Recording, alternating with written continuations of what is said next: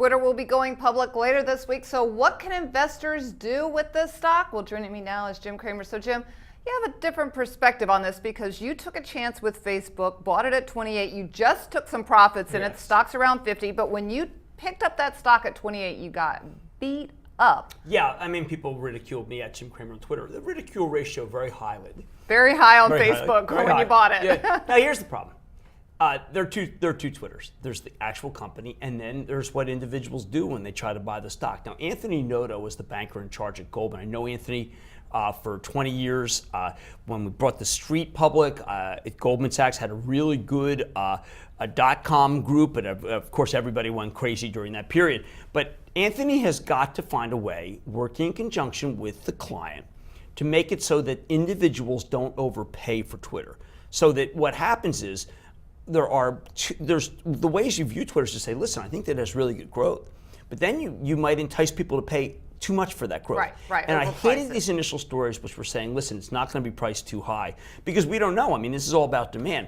So what I'm urging people to do is to recognize two things. One, don't overpay for it, because I think over 20 billion is overpaying for it.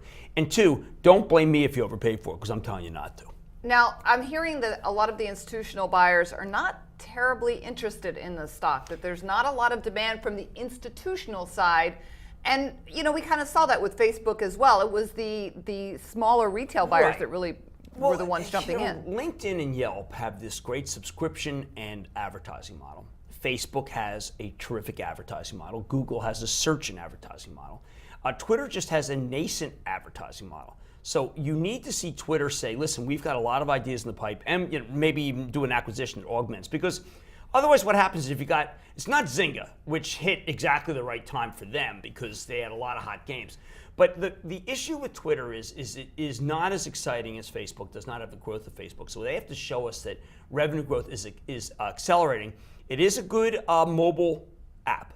People love the mobile app, but they haven't been able to monetize yet. The idea that Facebook couldn't monetize either did not keep people from being too excited about Facebook, but it was institutional buying in the mid-20s, not individual buying, that got that thing going. And you bring up a good point. Now, let's do a what if. So what if Twitter goes out and it's a disappointing day, the institutional guys don't step up, and it takes a big hit on that first day? Does that then start to make it attractive? If it opens up too high, and then comes back to under 20 billion, I'm going to take a hard look at it. All right, there you go. There's your advice on Twitter from Jim, and I'm Deborah Borchardt with TheStreet.